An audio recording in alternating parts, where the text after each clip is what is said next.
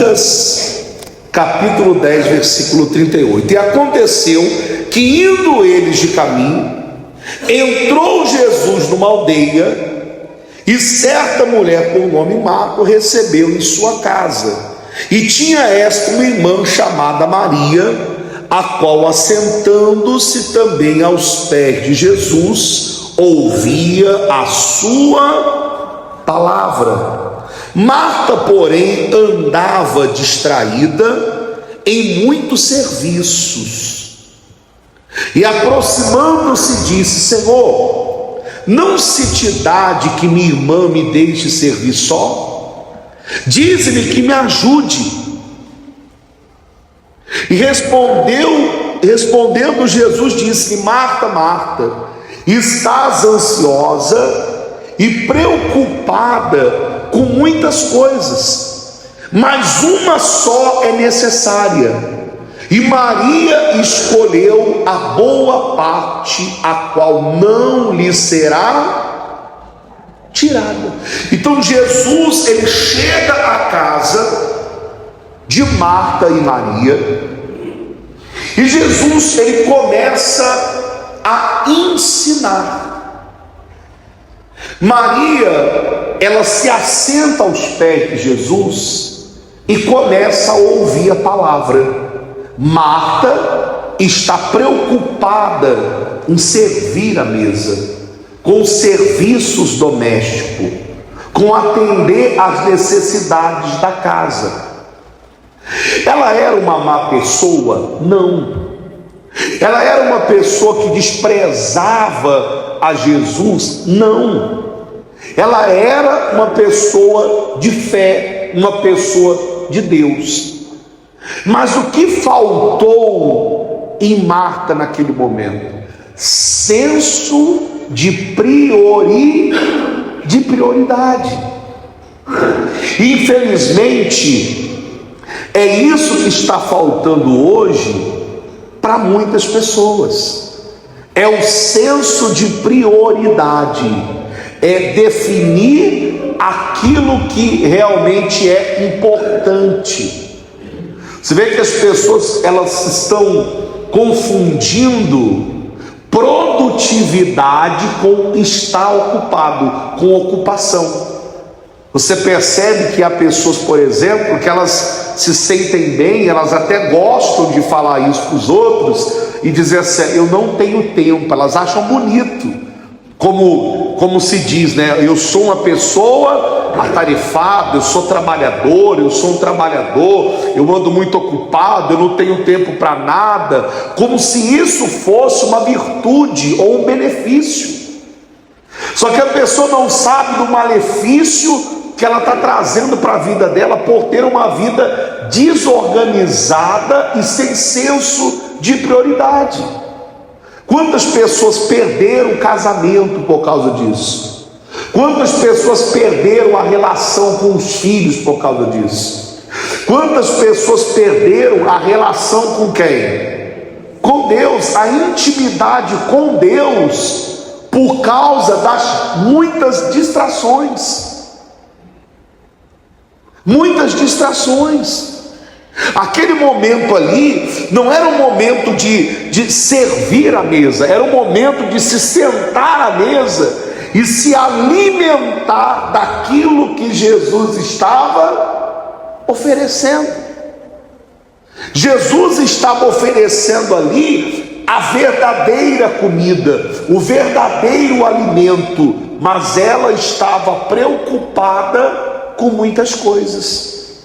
Assim como hoje você vê muita gente doente, você vê muita gente com casamento destruído, você vê filhos completamente perdidos. Mas por quê? Porque os pais estão tão ocupados que não conseguem olhar e enxergar seus próprios filhos. Estão tão distraídos com tudo que está acontecendo que eles não estão olhando nem para si, nem para a família, e tão pouco, muito menos para quem? Para Deus. e estão se destruindo, consequentemente se apagando, esfriando na fé, já não oram mais, já não leem mais a Bíblia, já não jejuam mais, já não tem mais a mesma força, o mesmo ânimo, a mesma disposição de buscar a Deus. Por quê? Porque quando eu gasto a minha energia com esse monte de coisas, me distraindo com muitas coisas, quando eu olho para mim, eu já não tenho energia para mais nada. E a distração, ela é um perigo para todos nós. Ela é um perigo. Você vê que a Bíblia fala sobre um jovem Eutico que Paulo estava pregando. E esse jovem, ele estava sentado numa janela, sentado na janela, e conforme o discurso de Paulo foi se estendendo, esse jovem sentado na janela, que não é um lugar apropriado para estar, porque quando você está na janela, você está olhando para dentro, você está olhando para dentro ou para fora? Você acaba olhando para fora, porque as distrações lá de fora começam a chamar a sua atenção. Você perde o foco. E aquele jovem sentado na janela, com muitas distrações, o tempo foi passando, bateu aquela brisa, aquele vento gostoso no rosto dele, e com isso também veio o sono, como alguns já estão até dormindo aqui agora, isso porque a pregação começou agora. Imagina se fosse Paulo, que ficou até meia-noite. Ele dormiu, caiu e morreu. E Paulo desceu e ressuscitou ele. Cuidado com a janela, para você não cair da janela. E eu não estou aqui para julgar você que caiu da janela, você que se distraiu. Não, Paulo não fez isso. Paulo desceu, ressuscitou. Paulo não julgou, Paulo não gritou, Paulo não brigou. Paulo simplesmente ressuscitou. Houve um milagre da ressurreição, e Paulo voltou com o seu discurso, voltou a pregar. Amém? Então, nós não estamos aqui para julgar quem caiu da janela, mas para estender a mão e dar vida e levantar. Amém? Talvez você esteja aqui caído. Pastor, eu caí da janela, eu me distraí. Nós não estamos aqui para te acusar, nós estamos aqui para te ajudar, para se levantar, mas também para te alertar, para que você fuja das distrações. Você vê, ele estava ali distraído. E hoje as janelas, elas não são as mesmas. As janelas hoje são diferentes. Às vezes nós estamos pregando aqui, e às vezes a pessoa ou o jovem, ele está em outra janela, ele está na janela do celular. A janela hoje, as distrações hoje, elas estão a um clique. Às vezes a pessoa está aqui e ela está na rede social, está no TikTok, está no Instagram, está no Facebook, recebendo mensagem no WhatsApp, e respondendo, e atendendo ligação, e sai daqui no meio da pregação, vai no banheiro para atender o telefone. A pessoa está distraída com muitas coisas. Hoje existem muitas janelas que distraem a gente. Você vê, hoje nós temos o mundo na palma das nossas mãos. É a televisão, é a internet, é tudo. Entre um controle de televisão e a Bíblia, é o controle da televisão. Entre estar na igreja e a pessoa ir fazer um passeio, é óbvio que é o passeio, porque isso chama atenção, é uma distração, é um chocalho do diabo. É como você quer distrair uma criança, usa um chocalho. Você quer distrair uma pessoa que ainda é criança na fé, que ainda não amadureceu na fé? É só você usar um chocalho, é só você usar uma distração, é só você apresentar diante dela uma janela, e aquela janela vai abrir para ela muitos acessos. Isso é perigoso. Você vê quantas pessoas caíram por conta da distração. Às vezes até grandes homens de Deus, grandes mulheres de Deus, às vezes pessoas que estavam firmes com Deus, mas se distraíram e caíram da janela.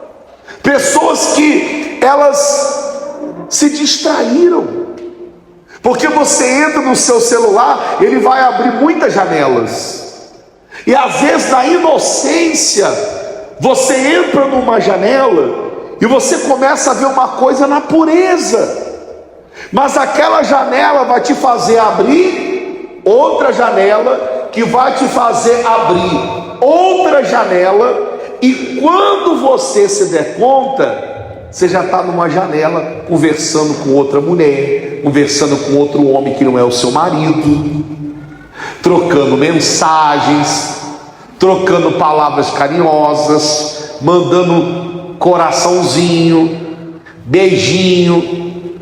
Você já abriu outra janela. Às vezes você abriu a janela da pornografia. Quantos estão afundados nesse vício?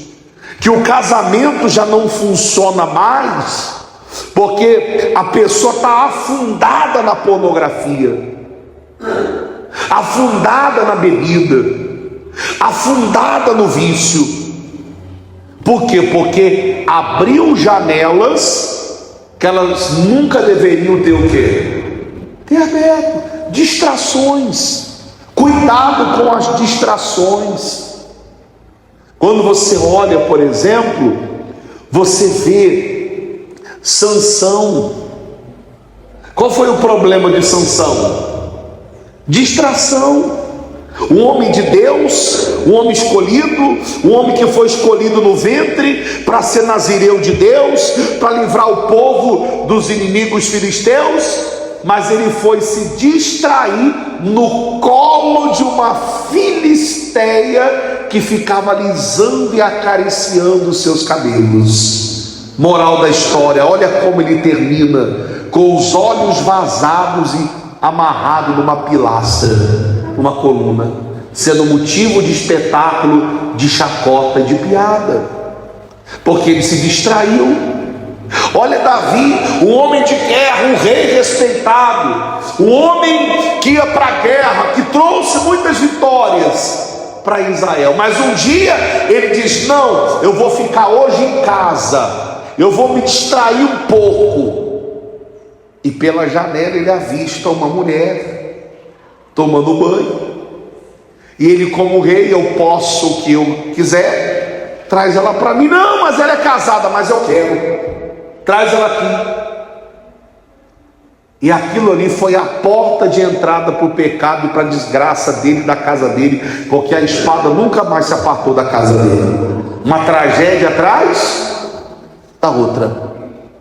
Teve consequências. Deus perdoou, mas teve o que? Consequência, distração.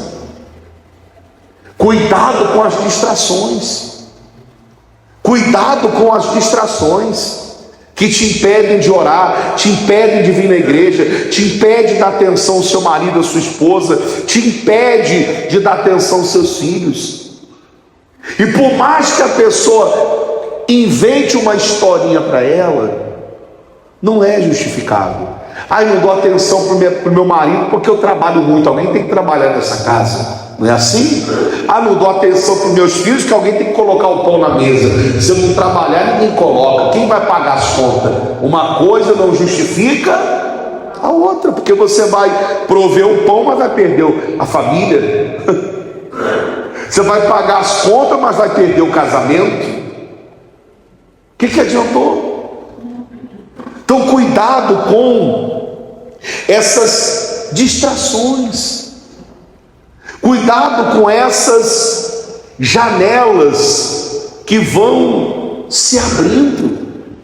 O filho pródigo, a mesma coisa. Ele estava bem, ele estava com o pai, na casa do pai não faltava o quê? Nada. Mas olhando na janela, quando você olha pela janela e você se envolve com muitas distrações, você sempre vai ter a impressão de que a vida do vizinho é melhor, que a grama do vizinho é mais verde. Tem gente que caiu em depressão, sabe por quê? Ela estava bem, ela estava satisfeita. Ela caiu em depressão depois que ela começou a olhar na janela do Instagram e comparar a vida dela com a vida dos outros. Teve gente que estava bem no casamento, o sujeito bem, satisfeito com a mulher dele, começou a entrar no Instagram e ficar vendo mulher nua lá no Instagram, que começou a brigar e pegar no pé da esposa. Começou a brigar, que ele fica comparando ela com as outras, o corpo dela com o corpo das outras. Ah, porque minha esposa não se cuida. Ah, porque minha esposa não se arruma. Ah, porque minha esposa não sei o quê. Por quê? Porque ele está comparando. Ele abriu uma janela de distração. Cuidado com essas janelas. Filho pródigo foi, lá é melhor. Ele foi, pegou tudo que tinha e foi. Só que quando você olha pela janela, tudo lá fora parece o quê? Lindo. Quando ele foi, ele se deparou com a dura realidade de estar distante do Pai. E lá ele passou necessidade. Lá ele encontrou falsos amigos. Lá ele encontrou falsos amores. Lá ele encontrou pessoas que só quiseram usufruir do que ele tinha, e perdendo tudo, aonde ele foi parar? Num chiqueiro, cuidando de porcos, e até a comida dos porcos ele desejava, e ninguém lhe dava nada. Mas o interessante é que, graças a Deus, ele caiu em si, percebeu o erro que havia cometido, se arrependeu e disse: irei ter com meu pai e lhe direi: Pai, pequei contra o céu diante de ti, não sou digno de ser tratado como teu filho, trata-me como um dos teus empregados. Mas mal sabia ele que o pai o receberia com alegria. Deu um abraço, beijou, tirou aquela veste suja, colocou uma veste nova, colocou um anel no dedo, instituiu a posição de filho, porque entenda, não existe ex-filhos, existem filhos pródigos, que estão afastados do pai, porque eles querem, porque o pai sempre vai estar o quê? De braços abertos. E quando ele volta, o pai o recebe, o pai faz uma grande festa em ver o filho. Então, se você está aqui, caiu da janela, se perdeu como filho pródigo, ninguém está aqui para te julgar, nós estamos aqui para te levantar, amém? Caiu, faça o que? Se levante, se arrependa, se volte para Deus, porque Deus está de braços abertos para te receber. Você é filho, amém? Ele está de braços abertos, mas você tem que tomar essa iniciativa de dizer assim: olha, eu me distraí, caí, estou caído, mas eu vou me levantar, eu vou ter com meu pai, eu vou lá, amém? E ele veio e o pai o perdoou e o restaurou. Agora, sempre tem um irmão mais velho, né? O legalista, aquele que acha que eu não tenho pecado nenhum e por isso nunca me afastei, e às vezes se acha no direito de apedrejar o outro. Não seja assim também, porque a esse o pai falou: meu filho, tudo que eu tenho é teu, como é que eu não vou me alegrar? Esse teu irmão estava perdido e foi o quê? Foi encontrado, ele estava morto e reviveu, Como é que eu não vou me festejar com o regresso dele?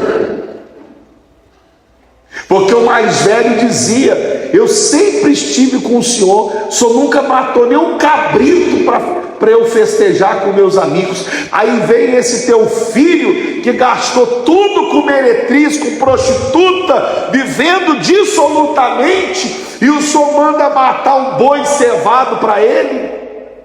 Quer dizer, com inveja do irmão que havia sido recebido de volta. Mas o pai o recebeu com alegria. Amém? E Deus quer te receber hoje de volta. Amém? Deus quer te receber, mas você tem que tomar essa decisão que o filho pródigo tomou. Cuidado com as distrações, cuidado com aquilo que rouba a sua atenção. Cuidado. Joel, lá em Joel, a Bíblia diz assim,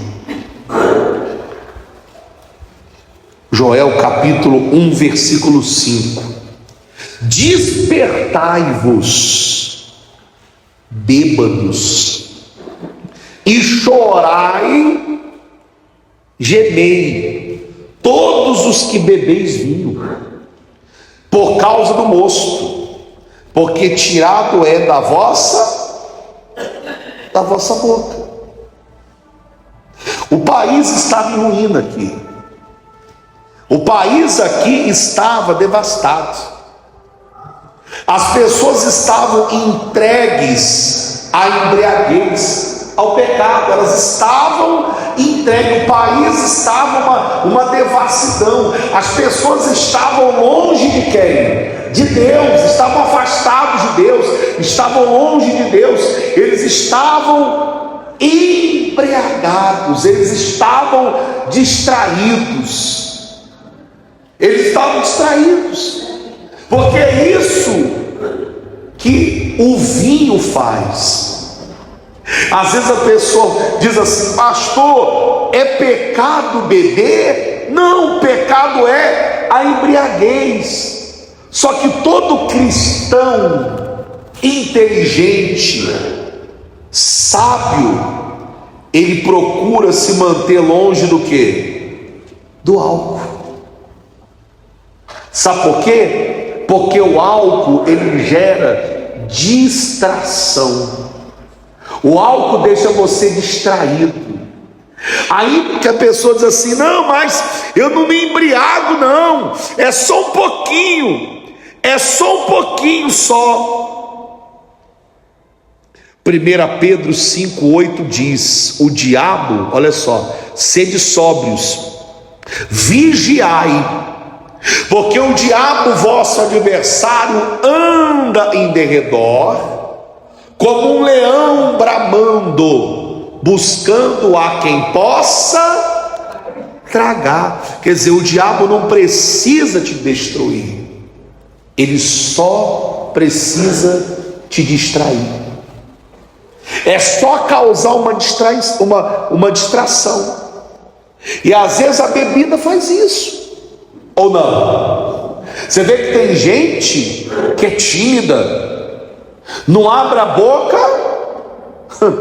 para nada, mas quando toma um copo de cerveja, solta as frangas, começa a falar coisas que quando tá sano, tem coragem do quê? De falar. Tem gente que quando bebe toma coragem para revelar quem ela o quê? Quem ela é. Tem gente que quando bebe um pouquinho começa a dar em cima da mulher dos outros. É ou não é verdade? Começa a falar besteira, começa a fazer o que não deve. É só tomar um pouquinho, é só ela beber um pouquinho que aquilo já causa nela uma distração, porque agora ela não está mais sóbria. E aí, quando vem as consequências, o que elas dizem? Ai, me desculpa, porque eu estava fora de si, eu estava embriagado, eu não queria falar o que eu falei. Ai, eu dei em cima de você, desculpa. É que eu bebi demais, eu nem lembro, não é assim? Eu nem lembro o que eu fiz ontem à noite. Para cima de mim? Mas por quê? Distrações. Então não é porque não é pecado que eu vou o quê? Que eu vou fazer. Tudo me é lícito, mas nem tudo me convém. Tudo me é lícito, mas eu não me deixarei dominar por nenhuma dessas coisas. Que quando a pessoa se deixa dominar, ainda que seja algo que começa inocentemente, mas aquilo vai abrindo outras janelas, e com essas janelas vem mais distrações, e mais distrações, e mais distrações, e quando você vai ver, a pessoa já o quê? A pessoa ela já caiu, a pessoa já se perdeu, a pessoa ela já se arrebentou. Amém? Lá em Efésios, no capítulo 5, no versículo 18, ele diz assim, e não vos embriagueis com o vinho desse mundo, em que há dissolução, mas enchei-vos do Espírito. Quer dizer, procurar se encher de Deus, da presença de Deus, e não de coisas que te distraem. Tem muita gente hoje caída, tem muita gente hoje fraca, tem muita gente hoje mal espiritualmente, tem muita gente hoje caída, mas você vai se levantar hoje, né? Mas por que elas caíram? Porque elas se distraíram. O mundo hoje é cheio de distrações. Não perca o seu senso de prioridade. O que é importante para você? Deus, meu casamento, minha família. Amém? Tenha senso de prioridade, porque se você não tiver, você vai inverter o quê? As coisas. E aí você pode fazer como Marta, se tornar uma pessoa extremamente atarefada, extremamente ocupada. É assim, uma coisa puxa o quê? Puxa a outra. E repito, nós estamos aqui para te julgar?